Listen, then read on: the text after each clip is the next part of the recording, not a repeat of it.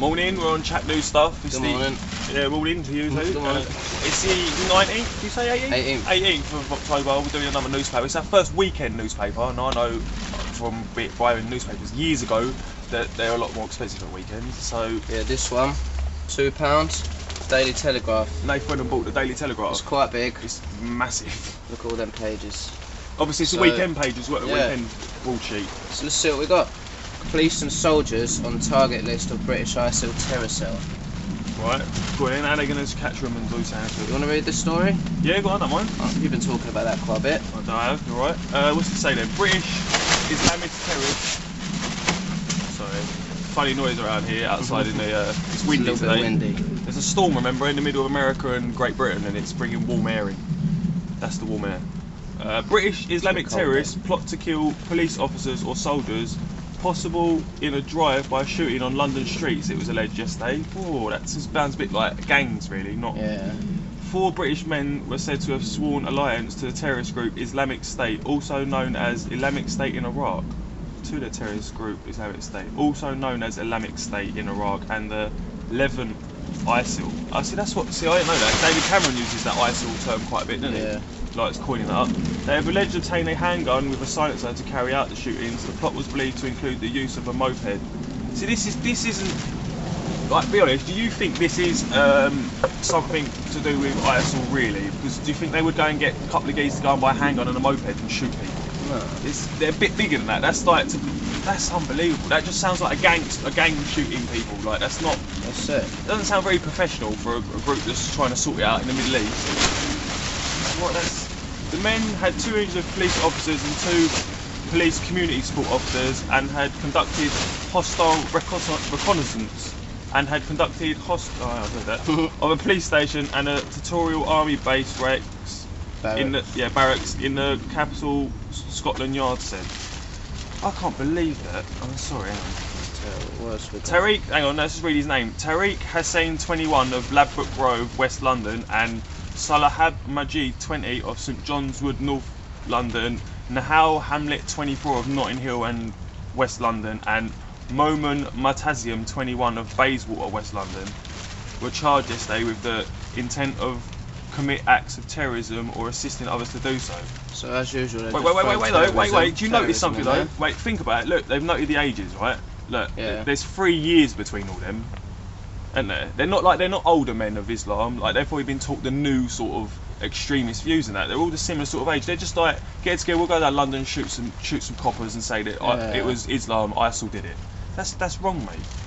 What bit did you pick out? Sorry. The EU. Well, go on. EU vote moves closer as bill clears first Commons hurdle. So we might be coming out of the EU down in Britain. Britain came one step closer to an in-out referendum on membership of the European Union yesterday after legislation cleared its first crucial hurdle in the House of Commons. Oh, good. So some action was taken. That's because of the other day, like we said, David Cameron has finally decided that we shouldn't be in it anymore. Because he wants to copy UKIP. This is funny because everyone in the UK, we're known as a drinking nation. Clearly, we go to Spain and things. It says here, look, shooting bottles out after a drink goes to a head. Hitting the bottle may be popular with students, but one took the idea too far when she got her head stuck in a bottle bank during a night out. The woman from Southampton, Solbert University, placed her head in the recycling bin as part of a bet with friends, but was unable to dislodge it. Fireman cut her free. So you're really clever. You've gone to university. I bet a woman that went to Oxford wouldn't put her head in a recycling thing. So I can do that. I bet she didn't even go back to university. Reminds me a bit like Winnie the Pooh with the honey, innit? Yeah. Like she's after a drink. She thought there was some drinks still in the bottling bag and go and sip the little bits out. Hang on. Incredibly high number of terrorist inquiries. So people have obviously been scared, so they're probably thinking, oh, my neighbour looks a little bit like one, I'll ring them up. Every year there have been 218 arrests in the past 12 months alone. And how many of them actually get convicted? Yeah, but I've never heard of them either, like terrorists. I don't think that looks very interesting. What's this one? I saw a boy and I told him that his face was frozen. He began to cry. We both did. I won't cry. So where's that? This is frozen. They're on a mountain, a snowy mountain, all pitched up in tents. But this is New Zealand, isn't it? Is it that story from the front page? Yeah. Look, avalanche. Oh yeah. Yeah. Oh, so yeah, there's two people from Britain. How old are they? No, does it say? Let's say 32. No, 32 Oh climbers. no, that's not it. I think it says on the front. Is it? Oh yeah, you're right. 31. At least there's 21 one of people them. dead. 21 people dead and one person still missing. That's bad, man. That's why I won't go up and down. Yeah, but it is a hobby that you know there is a slight, like, what's the word? Death ratings. Law bites back of nuisance pets face £20,000 fine under dog boss. What? So it's people with like dodgy dogs. The owner of dogs that aggressively chase cats, run loose in parks, or alarm postmen face criminal prosecution of up to £20,000. That's incredible. Dogs generally chase cats. They are allowed to go in parks because that's where you go and walk It's them. like cats chase mice. Yeah. But are they gonna find people for that? I don't think so. I've got 2 dogs and they bark, but you don't find me. No. Scared. Labelled dog boss after anti-social behaviour orders or ASBOs on the dogs basically, or on the pets owners for upsetting neighbours. Under notice, owners of the pets run wild can be forced to neuter them, fit a muzzle, take them to training class or improve their garden fencing. That makes sense a little bit. So they're putting that on them so they can enforce those things on people, which are kind of necessary anyway when you've got a dog, like sometimes. But you can't just give a dog a dog bow for chasing a cat. No, you can't. But if the dog, postman. say the dog got the cat. Yeah, if it got the cat, and the mate boy was like, oh, I'm not going to pay your vet bill. Like, that's fair enough, but I don't think that's okay. It just says chase cats. Yeah, you're right, it does. Run loose in parks. Dogs need to do that. Otherwise Did you they're know? gonna run wild in your house. Did you know there is a dog welfare society? Did you know that? I didn't know that. Actually, I didn't know that. Then all the dogs sit around and have a chat. Know that old thing where they all sitting there playing poker and drinking beers? That's it, like on Family Guy. Yeah, Brian runs it. Brian runs the social club, right, the kennel club.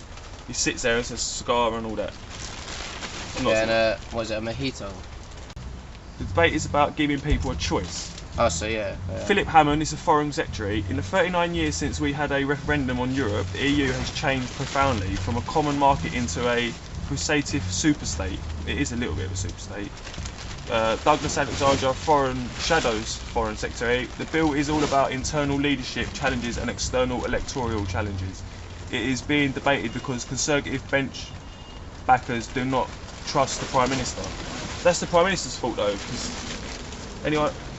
any related to us really. UKIP, Clapton, he just got in power. It says, the poses on Europe have all the credibility of a Greek government bond, and like a Greek government bond they can be redeemed only on the say-so of a German Chancellor. So he's saying that we're basically in their pocket. Yeah. That's strong, mate. Everywhere. What's this? Health watchdog to investigate hospital failures and 250 deaths. Yeah, they've got to again. Yeah. Any particular reason to say negligence or anything? Appalling failings, it says. Yeah, it's just again. Do you It's know what? Partly that's to do. They don't get funded enough money. No, I think they do. I think sometimes it could be because Well, they just spend it on the wrong thing. They used to grade hospitals, didn't they? Like if you got a 5-star, you're up to your own. How you spend your own money and stuff. Like, and it's probably partly down to the system they put in place. It sort of annoyed, not annoyed, wrong word. Sort of didn't help the situation basically. More Ebola, same advert. Oh look, hang on. This one's look, blowing in aftermath of hurricane will strike Britain next week. We always get more. Look at this picture. There's not a lot of this picture. This picture's like the satellite thing with the storm. If I quickly say, look, it says, oh, the aftermath of powerful hurricane will strike Britain next week, bringing strong winds and the risk of flash flooding, the Met Office has warned. Shit. Temperatures in the southeast are expected to rise to 20 degrees today before dipping slightly to 19 tomorrow. Be warned, there's a storm on the way. Stay in houses. Yeah, wrap up warm. Don't use a lot of electric. No. It costs too much money. No, I just noticed, yeah. This newspaper's saying give £5 to Ebola, but yesterday it was free. Yeah, it was. You can get some. Yeah, Ebola. Remember, but I say that. Like we discovered, it's not even that bad. So why is it now £2 more? Yeah, and do you know what? It's because you bought a more expensive and bigger newspaper. Have I not given you enough money on my newspaper? Bleed out a little bit more money out of the richer people, an extra £2. It's a joke. Yeah, look, just have a quick look, read this one. Women in labour must have midwife at all times. Why? Why? Hospital managers must ensure women have a qualified midwife with them at all times during labour or take immediate action to draft in more staff. The National Institute for Health and Care Excellence, NICE, has Nice. said one-to-one care during labour has long been recommended but has never been universally achieved. Yeah, well, think of all the other third world countries and that. Not all women get to have like a nurse that they Yeah, stand by care. their and that. babies like die. Well, if they do that, they should pay the nurse themselves. Pay them 20 quid for just coming in. Just give them a tip. Nice gesture, yeah. It's not exactly the best job in the world, is it? Help out them by you helping out first hand instead of them getting taxed on that 20 quid you want to help them out with or something. What's that? Ebola again. Right, it's widened, it says. Biggest threat in a generation. Is it? Is it more scaring people, do you think? Or? But AIDS is bigger. Put AIDS here instead. Yeah. Warn people about that again. Tuesday there was 5 people on a single ticket and they were screened. Britain is putting £125 million towards fighting Ebola, the highest sum after the US. Right, so okay, why is it US then us? Why? Why? Like why? We all know the US is more powerful. Is it because we've got more to lose, so we have to pay more money just to help out and that? Like, it's a bit of a funny one, isn't it?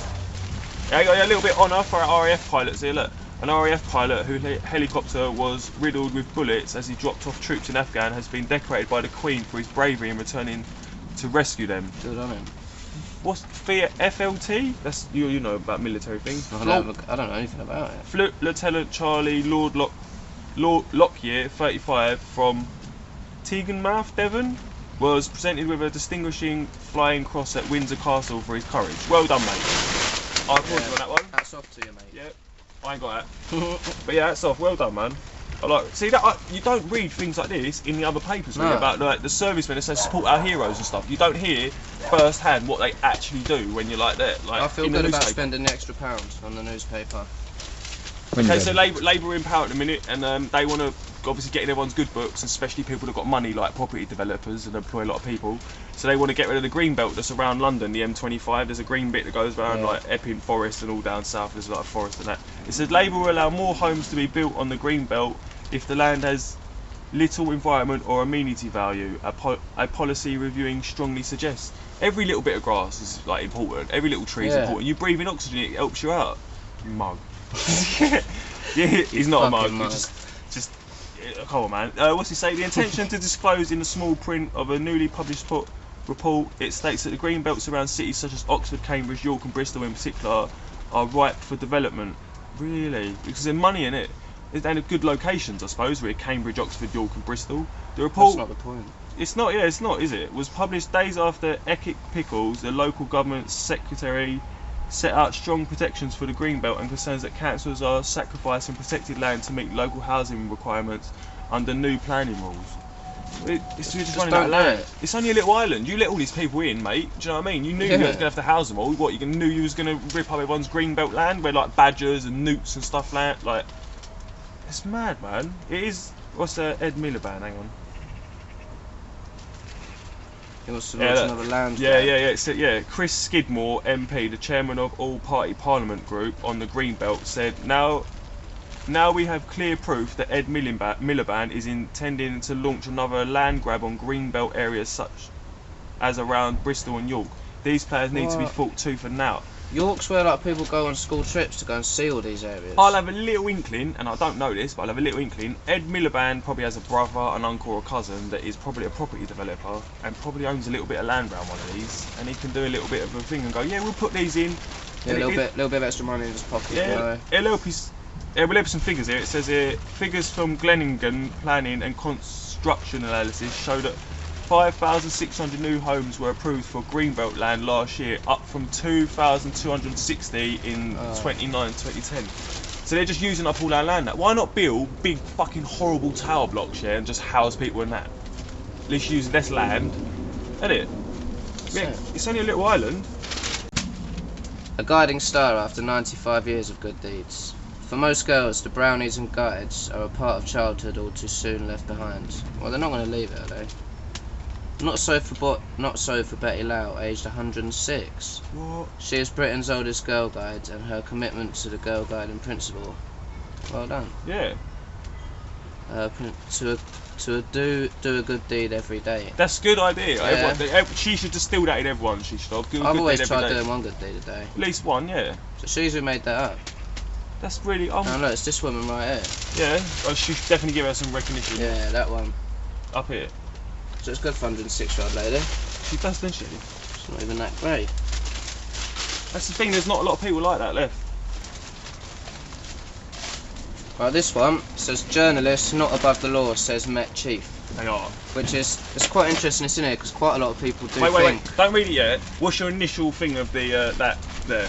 Well, when it says it's not above the law, do you think they are or not? I hear it quite a lot, like people think that journalists can I don't know, people blame the police more, don't they? They think like it's all crooked cops and that. Yeah, but then Like, I'm sitting some here people thinking think about journalists. phone scandals.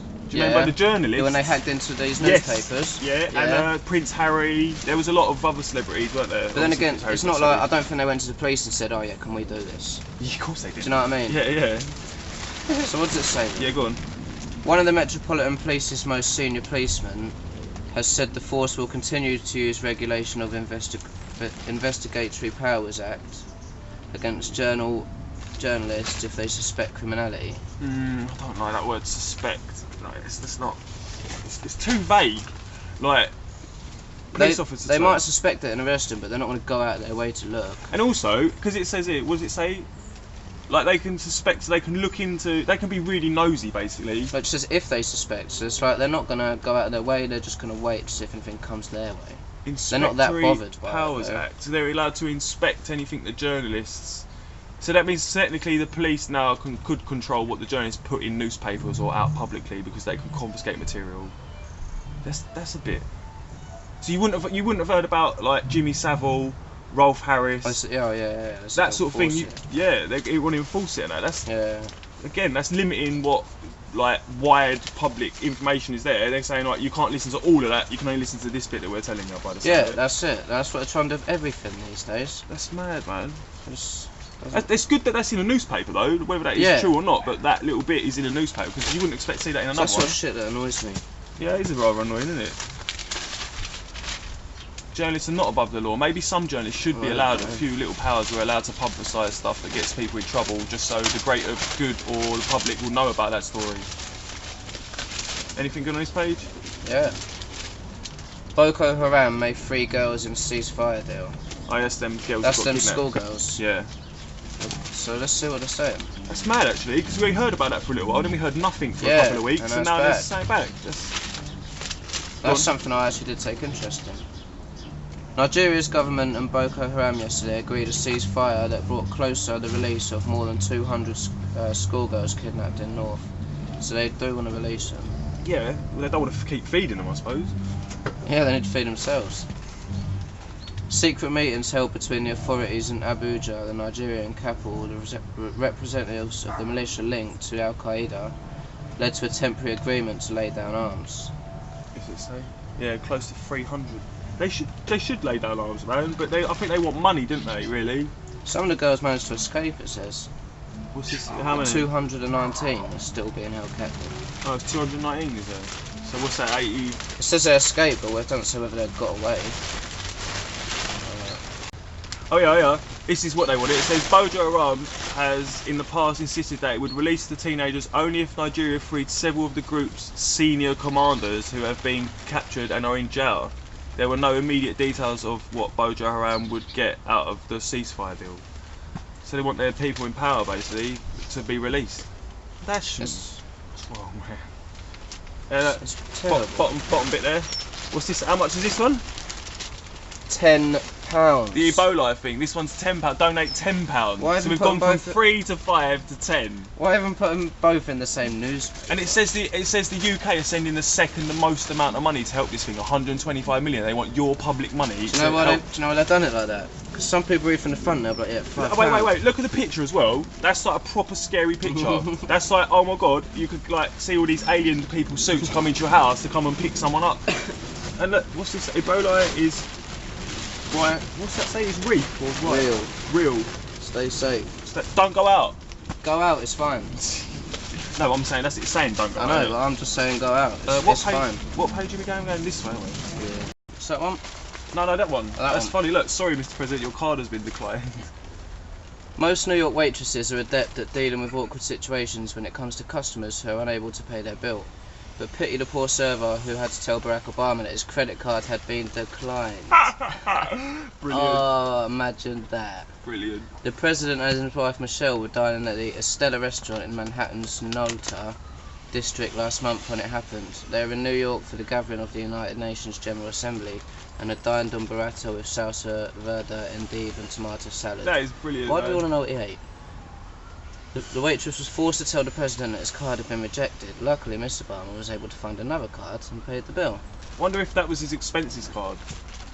Like he's overdone it on expenses or something. If that was Barack Obama, if say if we went into McDonald's, they'd be like, you can just have it for free, like you're the president. Yeah, I think Look, next to it, we've gone from £3 to £5 to £10 to £30 on the Ebola. And even down here, 30, 50, 75, 100, or if you want to give more, you can. You can. I mean, You you just do. write Wait, it. you do receive something in return on this one. What do you get? You get a bucket. You get a bucket. What's And this? some soap to keep yourself like clean. Oh really? And some goggles. Oh, so you? Oh no, hang on. Oh, that's for water. Buys and delivers one kit. And that's for UNICEF. So you actually don't get anything. You get to give them a bucket, some goggles, some soap, and that. So you get to give them some cleaning stuff. Wicked. Go pound shop, mate. You can get all your cleaning stuff like shampoos and that for £1 each, and it comes to about £9. That's. Or do you remember? I used to bring and buy a thing at school where you used to get a shoebox to fill it with stuff. Yeah. Disapproved kid. Maybe like send boxes over with soaps and stuff in, like, and gloves and That's goggles it. instead of stuff like giving £30. Little box. Brilliant idea. Samaritans, they probably do something like that, I imagine. Sort of understand that. Let's see if there's any comments on that. Letters to the editor. Letters. Jobs for the disabled, we were talking about this. Oh yes, sir. If it costs an employer the same, whatever does the job. Hang on. If it costs an employer the same, whoever does the job, why would they employ someone less able? That is quite true. Because it's fair equality. Yeah, it is a social welfare issue that should be outsourced to the private sector. That should not be, be outsourced to the private sector, but it can go too far. The government-owned figures suggest that each job in the state's disabled enterprise re-employer costs the taxpayer an extra £25,000. I just think if you can work and you're disabled, you should be able to. Where did you I really work, 25 grand? Where I work, I'm not going to say, but we have a disabled person. She doesn't come in that much, but she gets paid no less than everyone else. It's fair. It's fair, yeah. If you can do the job, do the job. Let them do the job. You can't just cancel someone out because they're a bit different. Alright, just a quick little one about fracking, the explosive truth. There's not a lot of truth in this actually, but I've just read. Well, you covered most of it yesterday. Yeah, I did cover really. quite a bit of it. There's a few little good points here though. Like one being that they want to pay £20,000 per well, and the money doesn't go to individual, it goes to communities. That's not a bad thing, I suppose. Not bad at all. But it should be more than 20 grand because they're going to make a lot more than that. And well, they might put it up. They might give some more money away afterwards. You never know. yeah, and the other thing was that they can do fracking and that underneath your house, like obviously quite far down, without permission. So that could cause a shard going up under your house could fall and stuff. Yeah. And then you'd have to go and get insurance that you might not know about because you've got to have like something underneath you making money out of you. And if you've got council house, then they're not going to really give a shit. What, and that 20 grand that covers the whole community when it could just be your area that they could be under in as well. Like it's unfair, man. And one of the questions at the end actually it says, do David Cameron and George Osborne have any idea of what they are doing? The answer is no. They're making money though, and that's what everyone appears to be important. Illuminatus. Anyway, I think I'll finish up on that one. That's a pretty interesting story though. That's like making news.